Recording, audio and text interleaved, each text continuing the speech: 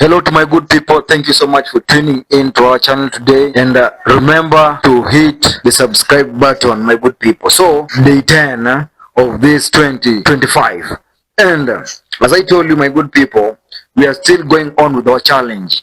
We want to make sure that we hit the challenge till the very end.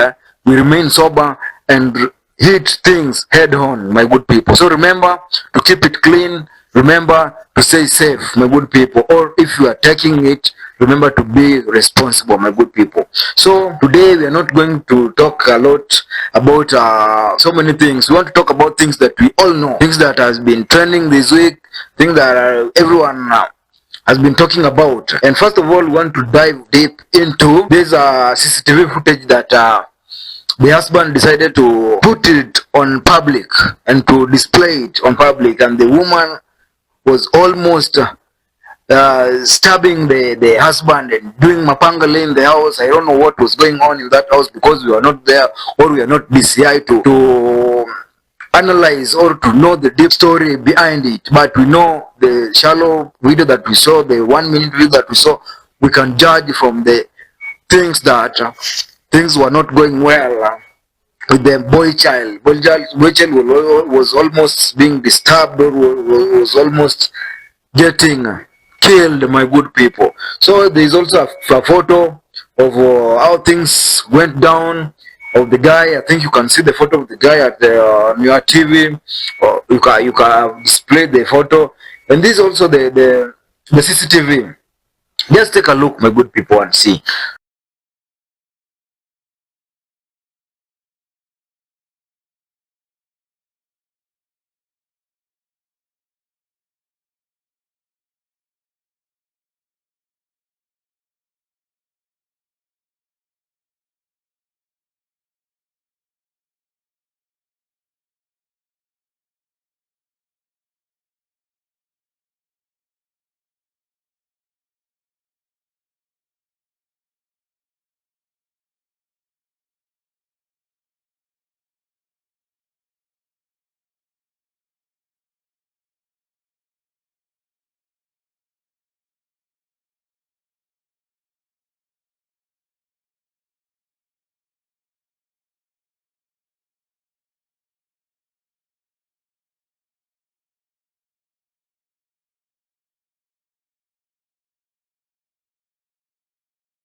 Yeah, so the lady was throwing mapangale here and there, but the guy was trying to defend. The guy has a very good defensive mechanism. So, my good people, he decided to defend himself without being so much violent, my good people.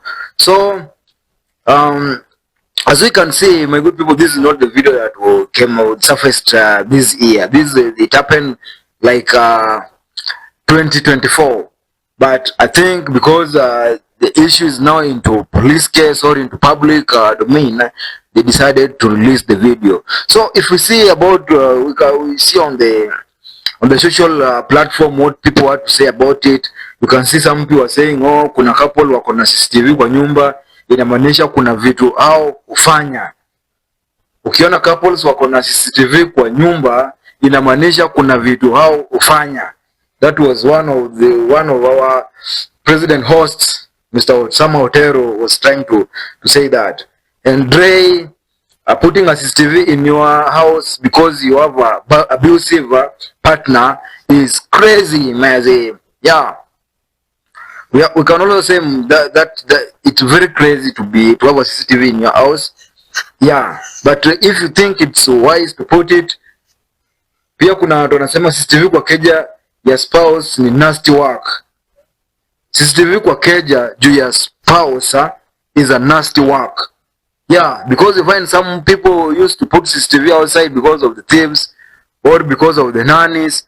But nowadays in Kenya, things are becoming nasty and very, very nasty, till the boy child has decided that the only defensive mechanism they have and the only witness they can have in that their house is big eyes. The big eyes, which is the CCTV. Pia moto kisonga pale pia unasema, dear man, a woman who raised a knife at you is not worth your love. Imagine what she can do when you are asleep. Hiyo tukipitia tu comments za watu pale, ukiangalia pia Mike Sonko anasema this is very disturbing. She almost stabbed him in the neck. That attempted murder caught on camera. Men should normalize having CCTV in their houses for their own safety. I hope that brave man and his baby are safe. Tukisonga pale tukisoma ma comment pia manoti unasema weak men must install CCTV in their houses, not for security purposes but for to protect themselves from their abusive wives. Under masculine leadership in a relationship, a woman can't even imagine beating you. So my good people, these are not my comments. These are comments that you can see them on your city, on your television. They are things that people are just giving out sentiments, one or two, to talk about them. So my good people, that happened. The video surfaced this week, even though it's a whole video, and it came into our desk, and we decided also to give our views about it. So my good people, the only thing that you can do is to be safe. Remember to be safe, and remember that safety begins with you, my good people. So tukisonga mbele pia pale tunaona things are boiling nasty between ODM and UDA. Why am I saying that, my good people? This marriage that came because of some mkate full. This one is not about mkate nusu around this.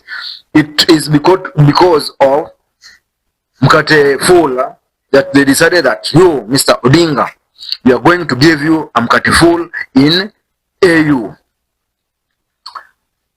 So the only thing that you can do is to support the regime. You'll be part of us. You help us impeach the deputy president, and we'll also help you to get the seats at the AU chairmanship.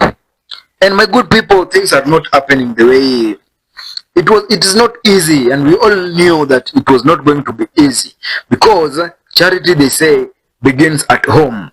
And even though they say, oh, someone is praised in somewhere, I don't know that, but they say charity begins at home, and home for Mr. Odinga is here. And you can see things. Just take a look of what Honorable Senator Sifuna had to say. And yes, just take a look. Some of the leaders that you've mentioned, and of course I saw what the Honorable Kamket said, and also the Honorable Oscar Sudi.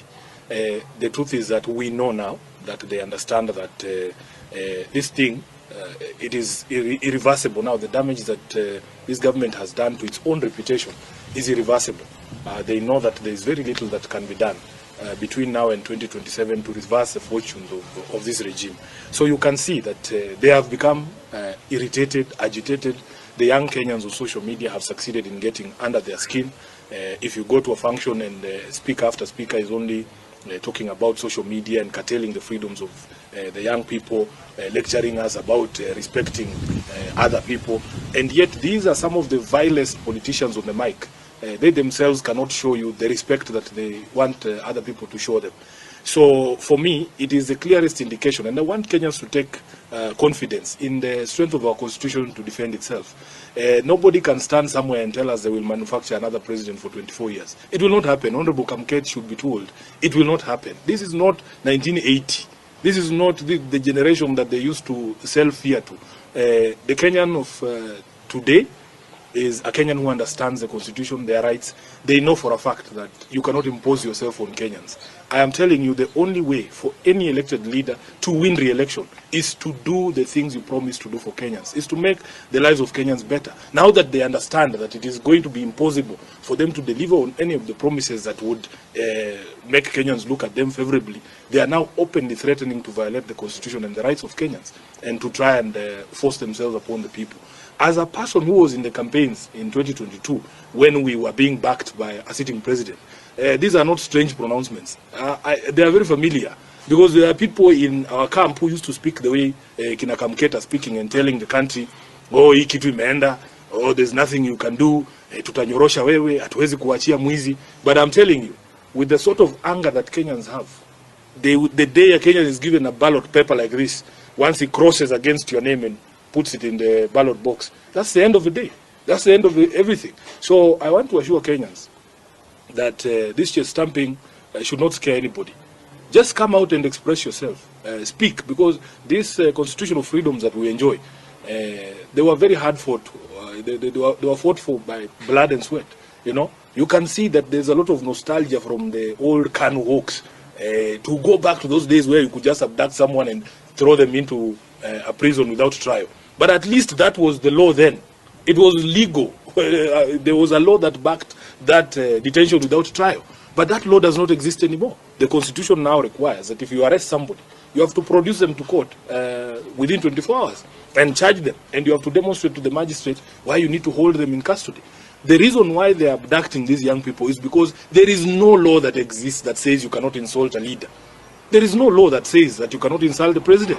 In fact, our High Court has already said that the freedom of expression extends to insults. The freedom of expression does not mean I have to be nice to you.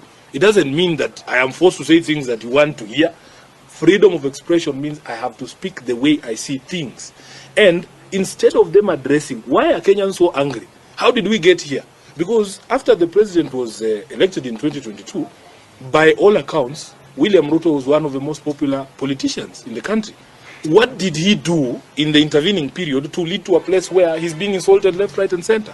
Instead of addressing those questions, the cause, they are addressing the symptoms. And I can tell you, for as long as your policies and the actions of your government continue to make life more difficult for Kenyans, for as long as you don't demonstrate respect for the people, for as long as your court jesters, the ones you are talking about, are speaking to Kenyans in the way that they are speaking to them, then nobody's going to respect you. Respect is earned. It's not something you force. You cannot force people to respect you.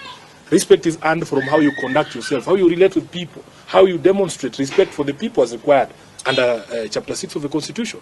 So unfortunately for him, he is surrounded by people who have decided that they have to tear him down. They're going to take him down. If there's anybody to be blamed for the one-term presidency of Ruto, it will be Kamket, it will be Oscar Sudi, and the likes who are surrounding him there, giving him bad advice, including my uncle Atwoli. Speeches from some of the leaders that you've mentioned. And of course, I saw what the Honorable Kamket said, and also the Honorable Oscar Sudi. So this is not Sifuna talking. Sifuna has been sent by Mr. Odinga to say this, because you already know that things are boiling there, very, very nasty.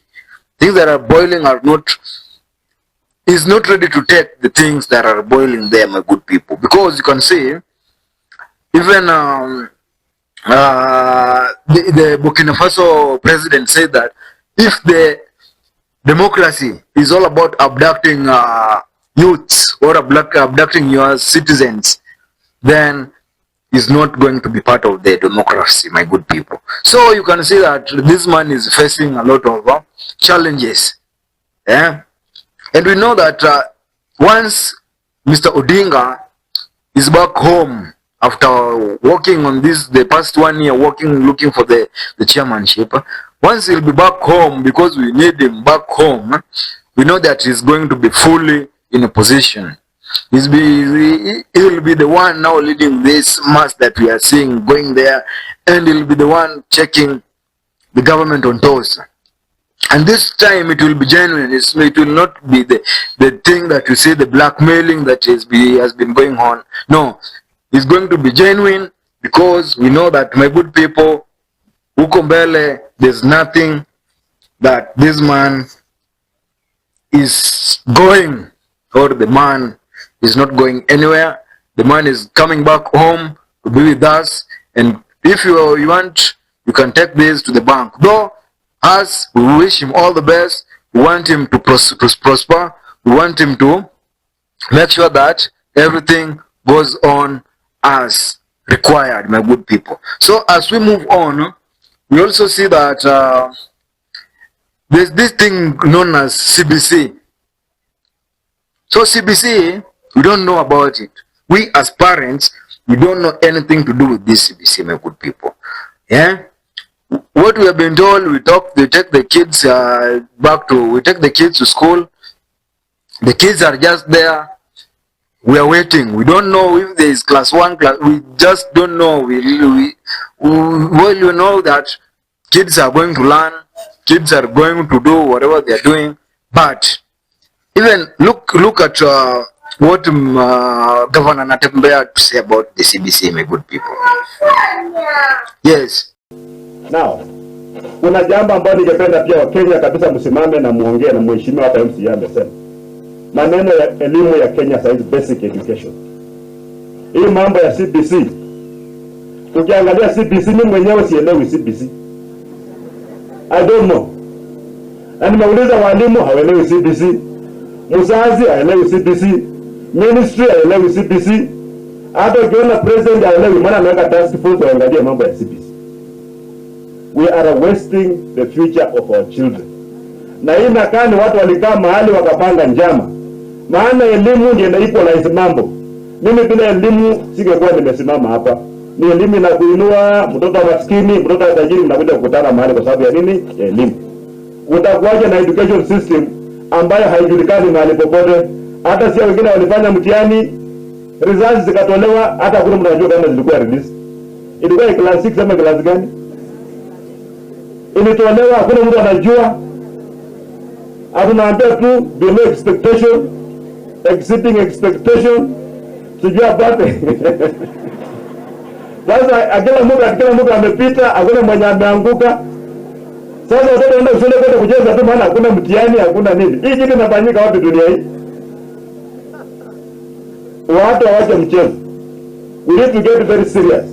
Hata wakati wanasema basic education is free, at elimu ya msingi kuanzia class 1 mpaka form 4 wanasema ni free. Mpaka sasa hizi hakuna capitation.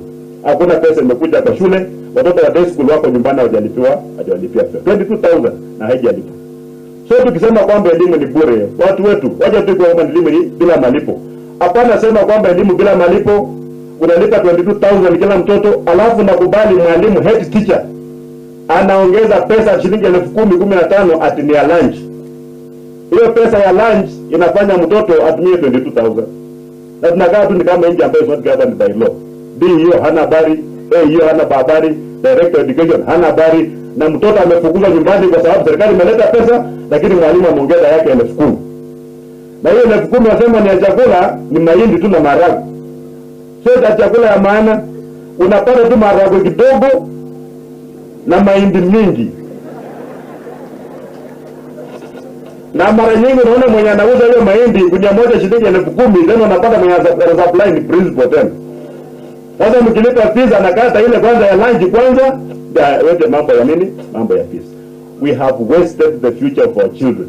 Najua saa hizi mtoto wako nyumbani bila atakana kuwa rais wa Kenya maybe 2042 or 2050. Amefukuzwa nyumbani kwa sababu hajatoa pesa ya lunch. As a country, lazima tuangalie wale watu ambao wako chini, tuone wanakaa namna gani. So many of us, we don't know if it's good, we don't know if it's bad. What we know that this thing is there to milk and milk and milk, my good people, and to milk parents to the very end. But if it's good, the kids of the CBC will tell us. If it's bad, we'll also be there to analyze it, my good people. So going on, also we can see that we can see there's this bus Manyanga that plays along Langata Road. Yes, there's this bus that plays along Langata Road, my good people. So this has been a menace and has been stress, because you can see it goes even to the wrong direction. It doesn't follow the traffic rules. That they are only doing that because they have the upper hand. Even if you can see there, the police officers don't have even the authority to say anything. They don't have even authority to say anything about the bus. So that's the country that today we are running, my good people, from houses, from bus, from everything, my good people, has been ambushed. And the only thing that you can do us as citizens is to say things the way they are, my good people. We stay strong, and we remember that we should be always on the look. Yes, my good people. So that is what we had for this week. And also on the music level and the entertainment level, we also saw Wakadinali. They gave us very good hits. Yeah, the Wakadinali came up with a very, very nice hit, my good people. So my good people, Wakadinali decided to us and give us some very, very nice hit by the name Tamashani, featuring Skilo, Sedobos, and Caterpillar. So my good people, what I can tell you that this Skilo is a very good friend of mine, and I know that he's a very hardworking, because you can find so many musicians. They don't want to give out the collabos, my good people. But you can see people like Skilo have been fighting so hard. They're coming from the ground and fighting until right now they are up there doing hits after hits. And big up to you, man, Skilo, man. Do what you do good, because we know that there is where you belong, my good people. So as we go on also to the entertainment, you have Toxic Lyrikali, who decided to release a very sick banner by the name Sick. So Toxic, maze, give big up to you, and continue representing us till the top. We at the bottom, we say go, and we wish you all the very best, my good people. JJJ, Amaniaje, tell them, what do you tell them? Tell them. Tell them bye. Bye. Thank you for watching. Watching. JJJ. JJ.